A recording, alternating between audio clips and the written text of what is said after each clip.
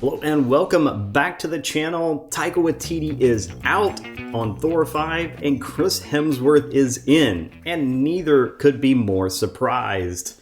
Without further ado, let's cover that and more. So here we have from Pirates and Princesses rumor Taika Waititi is out as the Thor 5 director, won't return after the Thor 4 box office disappointment.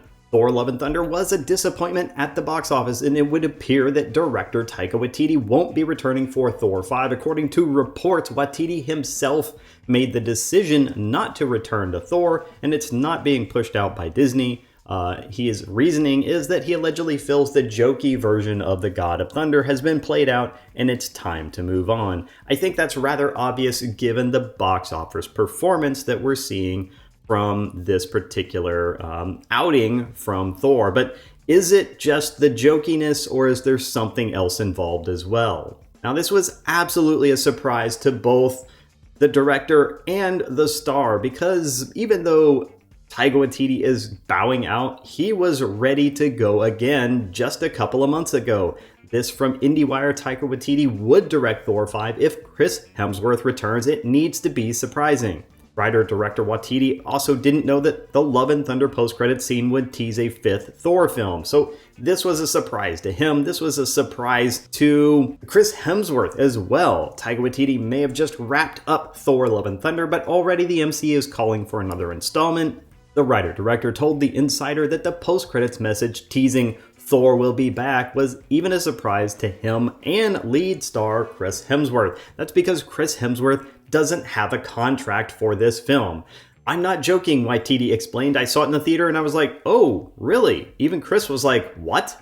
Exclusive from Giant Freaking Robot, Taika Waititi not returning for Thor 5. So you can see he was ready to go again, but as it turns out, now that we've seen more weekends from this film, it is not going well. It had a huge drop-off. Taika Waititi's first major studio film was Thor Ragnarok, a movie that was successfully took the two most boring and, more importantly, lowest grossing Avengers and revitalized them with a broadly comedic touch and a more than a bit of sci-fi imagery. It quickly became one of the most acclaimed Marvel Cinematic Universe films and an enormous hit, even by the standards of the biggest franchise in the world. And I will say that, yes, Thor Ragnarok did take the series in a new direction. Now, I enjoyed Thor. I thought Thor Dark World was terribly boring and did not enjoy it, and it got a low rating from me.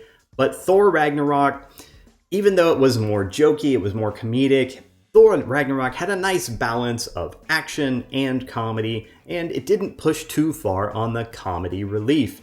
There was a couple of times when it was just too much funny, but then it quickly pulled back and corrected itself. So overall, I enjoyed the film and thought it was a good film. I still think Thor is actually the better film, and I just don't like Thor: The Dark World.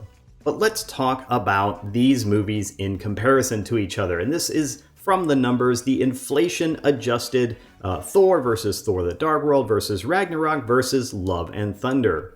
And you can see, yes, under this daily cumulative box office, it looks like everything is all well and good. And you can see that they are increasing, right? Each one, you've got Thor, then you got The Dark World, then you have this huge jump for Ragnarok. That was the effect that Taika Waititi managed to have. But now we're seeing that, well, Love and Thunder is just basically doing the same in terms of performance. And when we adjust for inflation, it actually looks worse. So let's look at the budget here, and we can see that the weekend comparison, I think, is the most telling. Now, Thor Love and Thunder, opening weekend, this is the bolded one, so you can see it had the best opening weekend out of all these films. But by the second weekend, it drops off. Thor Ragnarok actually had a better weekend in its second weekend. And then when you look at the third weekend, again, all these are inflation-adjusted numbers, you can see that Thor Love and Thunder barely beats out Thor Ragnarok. By the fourth weekend, it has fallen below Thor Ragnarok. Fifth weekend, still below Thor Ragnarok. Sixth weekend, still below Thor Ragnarok. And in the 7th, 8th, 9th, and 10th, it has finally started to, eke out a little more, but you can still see it is just barely above Thor Ragnarok in the 9th weekend. about $20 million more, but then that's where we have to go and look at a couple of other things.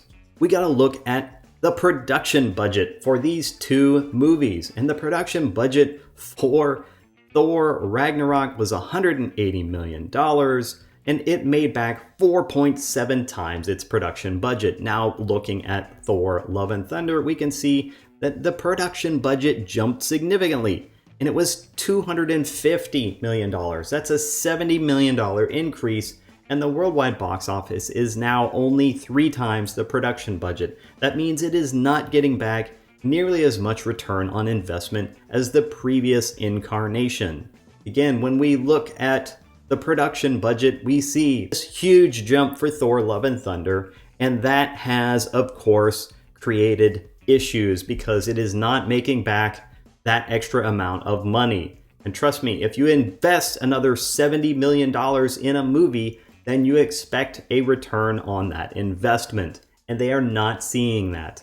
In the end, what is responsible for the poor performance? Well, there's a couple of things, I think. One, there's just way too much comedy going on in this Thor Love and Thunder movie. And you have scenes that are serious and they don't have time to hit because everybody's just too concerned about making their next joke, about dropping the next funny bomb on everybody. And it doesn't work. That's why this is officially the lowest rated Marvel movie. Another thing is all of the woke stuff in this movie. But while there are some politically motivated user submitted reviews, Thor Love and Thunder is not low rated because it's controversial, but because it's an unholy mess. Because Taika didn't realize he'd have to do another Thor movie after Ragnarok wrapped up until MCU wanted Lady Thor for Phase 4. So if Love and Thunder looks quickly thrown together, it is. But here's the other thing for that, and that is this point right here. Go woke, go broke. As the other poster said, the movie is a mess. That's because they put political agenda before art. They don't care if it's good art as long as it meets their quota of inclusion. And that really is the whole point of the phrase, go woke, go broke. It's when you place the message and the narratives ahead of the storytelling. When you place the diversity, the inclusivity, the social messaging over character development, over good storytelling, then inevitably the art will suffer and people will be able to see it and they will not like it. This is the other problem with attempting to go woke and go broke, and that's that you're never good enough. Taika Waititi receives backlash over old transphobic tweets.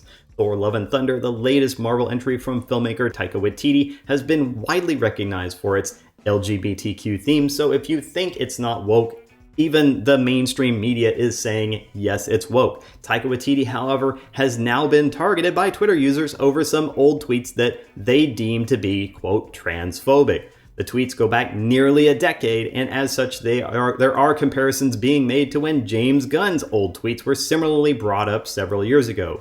As many fans will recall, James Gunn was actually temporarily fired by Disney after that backlash. And look, I'm not saying that Taika Waititi needs to be fired or that he should have been fired for these tweets if that's what happened. I don't believe that's what happened. But what I am saying is that attempting to appeal to these woke wankers on Twitter is never going to end well because 1, you're never good enough. And 2, when you focus on the social justice messaging, then inevitably the art must suffer, and as a result, you turn out a subpar film. And when regular people go to watch this film, which most people are just normies going to watch this film, they get turned off by it. They don't like all this being shoved into their face, and inevitably they will reject it, they will push back on it, they will give it a lower ranking, or they will tell other people the movie was not that good. And the other thing that is the issue is just, of course, the storytelling is not as good. They will pick up on that as well. And the word of mouth around Thor for Love and Thunder was that it was not a good movie. Not as good as Ragnarok, because there was too much comedy. He pushed it too far. The storyline was terrible because they focused on making sure they got all the women in there, all the LGBTQ inclusivity, all the representation. And instead, they forgot to focus on actually making the movie instead of just communicating the message. And we are currently sitting at about 470 subscribers on the channel, and I would love to get to 500. So if you could help out with that by hitting that subscribe button, getting me to 500 will give me access to the community, and then I can start making community posts. Here's my message, and that is, if you want to continue to smash the narrative, then you need to smash the like, subscribe, and share buttons, and I will see you in the next video. Have a great day.